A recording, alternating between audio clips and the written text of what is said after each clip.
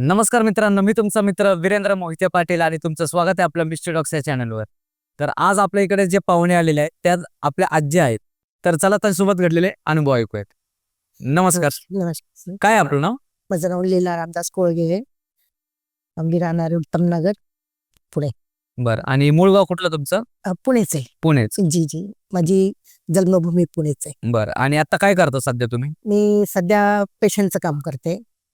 हॉस्पिटलमध्ये? नाही, घरगुती करते. बरं. हा, म्हणजे घरगुती पेशंट वगैरे? प्रायव्हेट जॉब करते, घरगुतीच करते. मी पहिले करायचे दवाखान्यात, नाही ते सोडून मग मला परवडायचं नाही, त्याच्यामुळे मग हा जॉब करते. हा जॉब मला परवडतं. अच्छा. आता नाईटच्या जात असते, मी नाईट जॉब करत असते. डे मध्ये माझी 2 पोरं नातू आहेत, त्यांना सांभाळते. त्यांची शाळा आहे, सगळं घरचं उरकून मग नाईटला मी कामाला जात असते. बरं. आणि ह्या चॅनलवर तुमचे अनुभव सांगावं असं तुम्हाला कधी वाटलं, तसं सुचलं कसं हे सगळं? हे मला सुचलं, माझं जे नातू आहे तर ते सारखं मोबाईलमध्ये बघतं. तर मला सांगितलं, दादी तू ह्याच्यामध्ये तू जा. तर तरी त्याला म्हटलं, काय रे? म्हटलं मी नाही सांगत तिकडं म्हटलं, बाकी जे माझे झालं तर मी त्यांना सांगायचे. तर ते म्हणते, नाही तू ह्याच्यामध्ये जा. म्हटलं ठीक आहे बा. ते बसल्या त्या दिवशी म्हणलं, मला काय माहिती तू अकल टाकणार आहे म्हणून. त्यांनी तुमचा कार्यक्रम पाहिला आणि त्यांनी लगेच फॉर्म भरून टाकलं. तर तरी मला म्हणजे हे नाही वाटलं, त्यांनी म्हटलं मी चेष्टा करतो माझ्या संग. तर त्या दिवशी आता मग तुमचा फोन आला ना, तेव्हा ते म्हणतात, दादी तुझा फोन आलेला आहे, तू त्याच्यामध्ये जा. म्हणलं ठीक आहे बेटा, तुमचं टायमिंग सांग म्हणलं. त्याच्या ह्याने मी पुढे आलेले. बरं. ठीक आहे. काय कशा अनुभव होते आणि पहिल्या अनुभवाची सुरुवात कशी होती? माझी पहिल्या अनुभवाची सुरुवात आहे, मी तिथं मॅडम जो कामाला गेले तर रात्रीचं नाईट करते मी, तिकडे जाते, त्यांना पाणी वगैरे पहिले देते, औषधं वगैरे देते. आणि त्यासाठी 10 मिनटं ती TV वगैरे बघतीये. मग त्यांना रूममध्ये नेते. रूममध्ये जेऊन ते झोपतात, त्यांच्या अंगावर वगैरे टाकते. ते बराबर 10 वाजता झोपायला जातात. बरं. ही कधीची गोष्ट आहे? आणि ही 2025 लागलेले आहे. तर दिवाळी 31 तारीखचा महिना होता, दिवाळीच्या अगोदर. तेव्हा घडलेले. आमचे साहेब पण वारले, कुठं बाहेरगावी वाढले होते US ला. तर तिकडनं ते आले होते. त्याची ज्या दिवशी आले त्या दिवशी नाही, तर दुसऱ्या दिवशी ही घटना मला घडलेली. मग रात्री मी मॅडमला पाणी वगैरे देऊन त्यांना झोपायला, का की ती मला रात्रीची उठती ना, त्यांना मला बघावं लागतं. तर मला थोडं जागरण करावं लागतं. 2-2.5 वाजेपर्यंत जगते. आणि ती अशी रूमटीज आहे, अशी मी आहे, की तिचा आवाज आपल्याला यावा, हाका मारली की आपण पटकन तिथं जावं म्हणून. मी त्यांना पाणी वगैरे, गरम पाणी म्हणजे मला पाणी दे. पाणी दिलं, तिला थोडं पाय वगैरे दाबले आणि लाईट वगैरे सगळं बंद करून सहज असंच पडले होते. तर पहिले थोडंसं आवाज असं चालायसारखा आवाज आला. तर मी म्हणलं आता असंच असेल म्हणून मी हे केलं, भास असेल किंवा भास. हां. तर पहिले तर ही घटना दुसऱ्या बायकांपासून पण झालेली आहे. जर रात्रीचं नाईटला कोणी टिकत नाही. अगदी दिवसाच्या मावशांना पण झालं, तर त्यांना काय वाटलं, आता हिला माहिती आहे का नाही माहिती आहे, देव जाणे. पण एक दिवशी काय झालं, ड्रायव्हरने आम्हाला विचारलं की मावशी तुम्हाला काही भास होतो का तिथं? म्हणलं नाही रे बाळा, कशाचा रे? तर मला काय वाटतं, मी स्वप्न बघत असेल तसंच घडत असेल. पण म्हणलं नाही, काय दिसतं का तुम्हाला? म्हटलं नाही दिसत. का रे? म्हणजे त्या मावशी संग असं असं झालंय. तेव्हा थोडासा मला धक्का बसला. जी काय घडतंय माझ्या संग ते खरंच आहे, पण मला माहीत नव्हतं ना. म्हटलं आता ते जरा थोडंसं घाबराट सुटली माझी. पण तरी पण मी हिंमत करून म्हटलं नाही, म्हटलं काहीतरी बोलत असताना हिंमत करून तिथं काम करायचे, पण झोपायचे नाही मी. आत प्रार्थना वगैरे करायचे. आणि त्या दिवशी काय झालं, मॅडम आली, झोपली आणि रात्री किती 2:30-3च्या दरम्यान थोडंसं असंच असं पडले. तर नेटकं 2 जण, केस त्यांची पांढरी होते, नाईट ड्रेस होता, म्हातारी होती. नेम माझ्या समोरच पायथ्यापाशी समोर. त्यांना ते बघून माझी ते लई झाली. तर गळा एकदम त्याने माझा दिला, हे माझा आवाजच निघा नाही बिलकुल. पण मी कसं बोलू त्यांच्या संग? काय तर जोरजोराने म्हणजे हे करते. ते मॅडम उठून आले तिथनं, लिली करत, मला बोध देता येणार बिलकुल. पण तर कसं तरी परमेश्वराने मला सुटका देऊन त्या 3 वाजून 4 मिनिटांनी मला ते तोपर्यंत त्यांनी धरून ठेवला होता. तर तेवढं सोडलं, तर धक्का उठवले, खाली बसले, कॉटवरनं खाली गेले. तर मॅडम विचारले, तू क्यों इतनी जोर जोर से चिल्ला रही है? मैं हिंदीमध्ये बोलते थोडंसं. तर तो क्यों इतनी जोर से? मैंने, मैडम मेरे सपने में ना कुत्ता आया करके. अरे नहीं बोले, तेरे को बाह्य हो गया, कुछ देखा होगा, तेरे छाती में हात पडा बोलकर हो गया होगा. तर मी तिला काय सांगितलं नाही बिलकुल. पण बसले, थोडी प्रार्थना केली, घामाघूम तर झालते. आणि सकाळी उठले, पाहते तर माझं तोंड सगळं वाकड झालेलं एक साईडचं. मला बोलताच येईना, बुबडी वळायला लागली, बोलायचं उस्पार हे सगळं असं झालं. मैडम बोली लिली अब के मुंह में क्या हो गया? मैंने पता नहीं मैम, रात से ऐसा हो गया, सुबह उठ के देखा तो ऐसा हो गया. नहीं नहीं, आप ऐसा करो, डॉक्टर को दिखाओ जाकर, ये ठीक नहीं है. बाकी बिलकुल असं झालं होतं ना, माझे डोळे बिळे पारच. तर म्हणे ठीक आहे, मग तुम्हाला तिने मला सोडलं, लवकर जा. तर मी घरी येऊन पोरांना म्हणलं कि बेटा मैंने देख ना मेरे मुंह को क्या हो गया, अचानक से ऐसा हो गया, तर रात को ऐसा फीलिंग हो गई है. नाही नाही दादी, मग त्यांना पण खरं नाही वाटलं ना. मग मी डॉक्टरला दाखवला जाऊन शनी. तर डॉक्टर म्हणले हे तुम्हाला पॅरलाइस अटॅक आला म्हणून. तर मग त्यांना मी सांगितलं डॉक्टरला, सर मला अशी भानगड झाली आहे मग तिथं. तर मग हो, तरी पण मी घरी नाही बसलेले. एवढं झालं तरी पण घरी नाही बसले. पोरांना शाळेत पाठवून, दवाखान्यात जाऊन, घरचं उरकून, स्वयंपाक, संध्याकाळी परत नाईटला कपडा स्कार्फ बांधून सगळं असं. तर मला सगळे म्हणजे तू स्कार्फ का बांधती? तर माझं ते बोलताना तोंड सगळं वाकडं व्हायला लागलं ना, तर कुणालाच मी सांगितलं नाही. मग मी काय केलं, असं मला सारखं सारखं बीपी म्हणजे व्हायला, असं व्हायला माझं. तर मी प्रार्थनामध्ये ह्याला चर्चला फोन केला, तिथनं मला मी प्रार्थना करून घेतली की मला असं असं झालंय म्हणून. ते बोलून त्यांनी प्रार्थना करून माझ्या अंगाला काटाच फुटला. बोलून त्यांनी प्रार्थना करून ऑइल लावून ते आगात शरीरमधनं माझ्या काढलं. तर हे 10 दिवसात देवाने मला बरं केलं. म्हणजे 10 दिवसांनी तुमचा तोंड सरळ झालं. एकदम सरळ झाला. कळलं का कोण होतं, काय होतं ते? नाही, तिथं म्हणतात ते पहिले जी मॅडम राहतीये ना, तिथं ही मशानभूमी आहे. मशानभूमी तिथं दोघं जण गेलेले आहेत. तेवढं मला त्या लोकांनी त्यांना सांगितलं ना असं झालं. ते लोक पण घाबरले. तर या काम करायला पण भीती वाटायला लागली त्यांना तिथं दिवसा पण. नाही, तिथं 2 म्हातारी गेलेले आहेत म्हणून. आणि नेमकंच म्हातारी दोघं होती. ती घटना अशी घडायला लागली सारखी. मग तर कसं कधी सावली पडती, कधी काय होतं, कधी आवाज येतो, आणि त्यात सारखा आवाज येतो, लिली, पण म्हातारी झोपलेली असते. अच्छा. सारखा आवाज येतो. मग तुमच्या आधी तसं कोणाला अनुभव आलते का तिकडं? ते टिकलीच नाही ना, ते लगेच गेले निघून. मग त्यांना पण यायचे? हा, त्यांना पण दिसलं म्हणून ते पळाले, ते गेले. पण मी एवढं जगून पण मी सोडलं नाही. अच्छा. कारण का, मी म्हटलं गेलं तर गेलं, बरोबर. घ्यायचं नाही. जी होतं पाहिजे आपलं परमेश्वर आपल्याला चांगला करेल. की आपली म्हातारी पण असते, तिला पण काही नाही करायला पाहिजे. हो. बरोबर आहे ना, तिला पण बरं करायला पाहिजे. पण सारखं प्रार्थना करून रातून द्या माझी प्रार्थना आहे तिथं. रातून द्या, रात्री 2:30-3 जाते की प्रार्थनेला बसते. मोबाईलमध्ये लावायचं, प्रार्थना करायची. त्याच्यानंतर परत काय प्रॉब्लेम आले का? तिथं त्याच्यानंतर नाही आला मला प्रॉब्लेम, पण आवाज येतो. अजून पण? हा, चालायचा, हाक मारायचा आवाज येतो. मला सारखा आवाज येतो तिथं. असं भास होतो थोडासा, पण आता भीती नाही वाटत तिथं. कारण का आता माहीत पडलं ना, तरी पण मी काय करते, ऑइल सर दाराला लावते. एंट्री झाल्याच दाराला ऑइल लावते. मॅडमच्या रूममध्ये लावते. आणि ते रूममध्ये मी आता जात नाही झोपायला. मी कोणी झोपत नाही तिथं. ते रूम वेगळाच आहे, हॉलमध्ये झोपते असं. बरं. ह्याच्या व्यतिरिक्त अजून दुसरा कुठला अनुभव आहे? दुसरा अनुभव माझा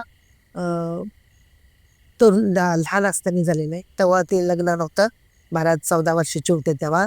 आणि तेव्हा मी आमच्या D2D आहे ना, तिथं मी कामाला होते. पहिले 20 रुपये रोज होता. तर मला अजून लहानपणाचं सगळं आठवतंय पूर्ण. तर आई म्हटली मला, जा बेटा, लहान तू बाळ सांभाळायला जा. तर त्यांचं नाव गुप्ता होता. तर ते बंगाली लोक होती, ती लोक, त्यांच्या इथं मी कामाला गेले. आणि बरंच 1 महिन्यानंतर मी काय नाही अशी फिरायचे, ते पोरांना घेऊन सारखं गार्डनमध्ये इकडे तिकडे फिरायचे. तर त्यावेळेस थोडासा प्रॉब्लेम होता मला. तर मी ते झोक्यापासून बाळाला घेऊन लांबपर्यंत संध्याकाळी 7 वाजले होते. ते बाळाला फ्रेममध्ये घेऊन असं फिरता ब्रिज कशी आले ना, तिथं थोडंसं मला असं गारसारखं नाही का, थोडंसं लागलं थोडं. तर म्हणजे थोडं हे झालं, पण काय एवढं कळत नव्हतं, काय नव्हतं. फिरून आले घरी, बंगल्यात आले, मॅडम लोकांना स्वयंपाक करून दिलं, जेवण दिलं, भांडे घासले, किचन साफ केलं सगळं. आणि बाळाचं कपडे पंजेस करून त्यांना पुसलं, सगळं पुसून दिलं, बाळाला झोपवलं. मग मी जेवले. 12:30-1 वाजले होते. सगळं आवरून बिरून सगळं दारं बिरं बंद करून मॅडमने लिहिली, आप ऐसा करो, खाना खाओ, सब बंद करके आप बायपास म्हणजे सोजाम. आणि साहेबाची त्यावेळेस हे चाललं होतं, पेपर चालला होता साहेबांचा. तर मॅडम आणि साहेब ते वेगळे झोपायचे आणि मी आणि बारकर ते दोन्ही एक कॉटवर झोपायचं ह्या बाजूला. तर मी 1 वाजता गेले झोपायला. 10-15 मिनटं बसले आणि तेव्हाच काय मला देवाचं म्हणजे हे नव्हतं, अनुभव नव्हता, मला प्रेयर हे नव्हतं, काही नव्हतं. आणि 2 वाजता उठले. त्याचा टायमिंग असं बाळाला दूध द्यायचं. उठून दूध गरम केलं, दूध गरम करून त्यानी आणि पुन्हा रान आहे तिथं, जंगल आहे पूर्ण. असं स्टेप बाय स्टेप बंगलो आहे त्यांचा. इथं एक बंगलो की पुढं एक असं बंगलं आहे. आणि पुढं मी रात्री 2 वाजता उठून ते बाळाला दूध वगैरे दिलं आणि जाऊन बाळासंग झोपले. पण ते झोपले माझे थपटत असं करत करत करत करत पडले. 3 पावणे 3च्या दरम्यान थोडं गॅलरीमध्ये आवाज यायला लागला एकदम. लीलाबाई, लीलाबाई, लीलाबाई, लीलाबाई करून तर म्हटलं बाई आता सुटले मी. आणि ते मॅडम का मला हाक मारायला लागले सारखे असे. पण मनातल्या मनातच तर हे विचार नाही केला मी तसा. परत मग बसल्या बसल्या डोळे बंद केलं आणि असं डोळा करून परत असं करून झोपले. परत सुरुवात झाली. लीलाबाई, लीलाबाई, लीलाबाई, लीलाबाई. आमच्या तिथे काच आहे ना, गॅलरीत काच असतात ना, ते बाहेरचं सगळं दिसतं आम्हाला. आणि डिम लाईट अशी थोडीशी डिम लाईट होती. आणि नेमकंच माझी नजर कुठं पडली तर बाल्कनीत नजर पडली. तर बरोबर सेफमध्ये बघा ती पूर्णी दिसली मला म्हातारी. केस पांढरी, लांब लांब लांब केस आणि ठिगाळ साडी गुलाबी कलरची आणि हिरव्या कलरची. हात बी तिच्या एकदम ह्याच्या लय डेंजर दिसत होती पूर्ण. असा काटा फुटला तर मॅडमला हाका पण मारता येईना, तर काहीच करता येईना. तिथं घाम इतकी पूर्ण खाड भिजली माझी घामात. असं झालं माझ्या संग. 3:40 ती तिकडनं गायब झाली. दिसायला कसं होतं चेहरा वगैरे? चेहरा एकदम म्हणजे ह्याच्यासारखं दात देत नाही का, असं लांब लांब लांब दात, विकृत. विकृत एकदम वेगळं आणि भयंकर चेहरा होता तिचा. डोळे बिळे ह्याच्यासारखं लय बेकार दिसत होता. म्हणते ना, तो बोलायला पण बोबडी वळायला लागली माझी. पण पाहिलं ना माणूस गारच पडल अशी दशा झाली होती मला. तर मी असं गेलं, तापले. तर तिने मला 15 दिवस मला सोडलं नाही, त्रास देत राहिली सारखी. काय काय करायची म्हणजे ती 15? स्वप्नात यायची माझ्यासारखी. स्वप्नात यायची असं वाटायचं ती माझी समोरच उभी आहे. कधी केस वाढायची तर कधी खायला मागायची. स्वप्नामध्ये यायची. जी दिसली मला तेव्हा मला ती साचवायला लागली ती सारखी. झोपले की स्वप्नात यायची ती. पण एकदा दिसली मला खरं ती. एकच त्यांनी सावली दाखवली, त्याच्यानंतर त्यांनी सावली नाही दाखवली परत. मग ते माणसाला भीती बसली ना एकदम. बरोबर. आता मग मॅडमने माझ्या आईला सांगितलं, असं असं तुमच्या पुरीला झालेलं, तर काही तापलेले होते मी. मग आई आली, आईने गेलं मला एक बायला दाखवलं. तर बाई म्हणली बाई हिला तिकडची एक म्हातारी लागलेली. पण ते म्हातारीला अंडे, बोंबील, भाकरी आणि ते मटण असतं ना, हां, ते सगळं उतरून ते जंगलात टाकलं आईने. तेव्हा ते काम सोडलं, म्हणजे माझ्या लेकरांना नाही पाठवायचं मला. आणि तुम्हाला किती दिवस त्रास होत होता कंटिन्यू? कंटिन्युअस मी 15 दिवस तापलेले होते. कंटिन्यू? लय ताप होता, तापच उतरला नाही मला. लय तापले होते मी, का की ते मी पहिल्या वेळेस पाहिलं होतं ना त्याच्यामुळं. त्याच्यानंतर बरं काय तसा अनुभव तिकडं? नाही, परत मी तिथं गेलेच नाही. अनुभव द्यायला हे 2 अनुभव मला. किंवा तिथं दुसरं कोणाला तसा अनुभव आलेला? नाही, मी परत नाही, दुसऱ्याचा अनुभव नाही आलेला. माझाच अनुभव मी तुम्हाला सांगते. बाकी लोकांचा मी अनुभव नाही सांगत आहे. कारण का असा अनुभव कसा असतो माहिती आहे का, मी पाहिलं तर नाही आहे, पण भीती जरा आहे प्रत्येक गोष्टीचं. बाई ही वस्तू इकडं आहे, ती वस्तू इथं आहे, असे. एकदा कब्रस्तानला पण माझे मिस्टर गेलेले आहेत, माझा मुलगा गेलेला आहे. दोघं पण कब्रस्तानला दिसलं तर नाही आहे, पण कबरमध्ये जाताना धक्का जरूर लागलेला मिस्टरचा. म्हणजे कसं काय एक्झॅक्टली काय झालं म्हणजे? म्हणजे दिसले नाही माझे मिस्टर. आता गेल्या वर्षी, ह्या वर्षीचीच गोष्ट आहे. त्यांचे दिवस करायला गेलते ना, मे 13 तारीखला वारले. तर बहीण आणि मी, आम्ही दोघं जणच होतो आणि कब्रस्तानला गेलो फातेमानगरला. तर जेवण वगैरे घेऊन 2 वाजले होते. मटण बिटन माझ्या हातात होतं आणि बहिणीला म्हणलं चला आता जाऊन पहिले ह्यांच्याकडे जाऊ, नंतर मुलांकडे जाऊ. तर ती म्हणजे पुढंपर्यंत गेली. तर मला लिहिली तू माघारी फिर, तिथं नको जाऊ. म्हणलं का गं? नाही तू मागं फिर म्हणजे मागं. अगं नाही म्हटलं, अगं जवळच आलेलं मला, चल मी पुढं ती माझ्या मागं. तिने मला, मी पुढे गेलेली तिथं मला मागं घेतलं, नको जाऊ म्हणून. मग म्हणलं ठीक आहे, मग ती का पुढे येणार, मग मी पण मागं सरले. मला काही समजलंच नाही. मग आईकडे गेलो, आईच्या कबरवर गेलो, आईच्या कबरवर जेवण वगैरे ठेवलं, फुलं टाकली, मुलांच्या कबरवर गेलं, तिथं फुलं टाकली. मग ह्यांच्या जवळ आले. ह्यांच्या जवळ जसं मी असं कबर आणि अशी मी, अशी जोरात असं लागलं की माझ्या पुढं कोणतरी आहे. तर त्यांच्या कबरवर जाऊनच झोपले. बापरे, म्हणजे पडलं डायरेक्ट. डायरेक्टली सरळ सरळच त्यांच्या कबरवर. हा पाय जी आहे ना, हा पाय त्यापासून आज पाय धरलाय माझा, बँडच झालं तिथं. बरं काहीच नव्हतं. मग ते पोरग गवत काढते, माझी बहीण माझ्या मागं आणि मी मध्ये. डायरेक्ट झोपूनच गेले. असं वाटलं कुणी माझ्या मागं आहे उभा म्हणून. धक्का दिला कोणीतरी. धक्का दिला. मग पुढं काय घडलं मग? पुढं काय घडायचं तर माफी मागितली त्यांना, मला माफ कर, का की ते थोडे जिद्दी होते. पहिलं त्यांना भेटायचं असतं, नंतर दुसऱ्याकडे जाय. अच्छा. थोडं रागीट होते. काय झालं की पहिलं तू माझं कर, नंतर दुसरीकडे जा. मला त्यांना आवडलं नाही तिकडे गेलेलं, त्याच्यामुळे त्यांनी मला धरलं. घेतलं असं बरोबर. ते धक्का बसला मला तिथं. तेवढंच माझ्या संग घटना घडलेली आहे, बाकी काही झालेलं नाही आहे. हाय ती खरं जी घटना तुम्हाला सांगितलेली आहे. ठीक आहे ना. आणि ती जी म्हातारी तुम्हाला दिसली होती लहान असताना, तर ती कळली का ती बाई कोण होती ती?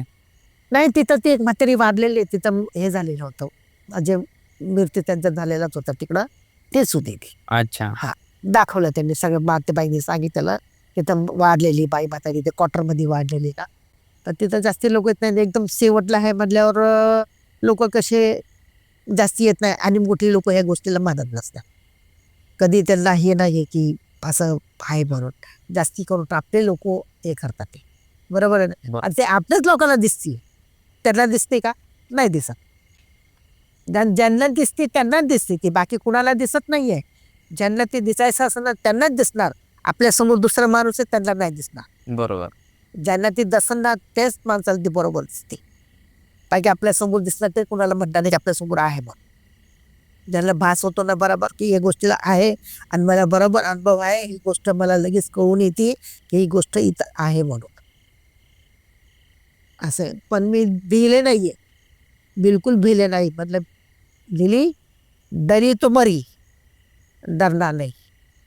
बर. देवाचं नाव घ्या आणि पुढं कामाला लागा.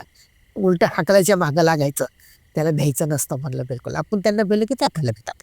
बरोबर. बरोबर आहे ना. आपण त्याची छेड काढली की ते आपल्याला छेडणार. आपण त्याची छेड नाही करायचं, मस्त ते कोशिश करतं आपण त्याला भिवून आपल्याला भेटतात ते म्हणून. आता आज मी त्याला भेले म्हणून थोडंसं झाला झटका म्हणून त्यांनी आपलं हे केलं, पण त्यांनी प्रयत्न केला ना आपल्याला घ्यायचं. बरोबर.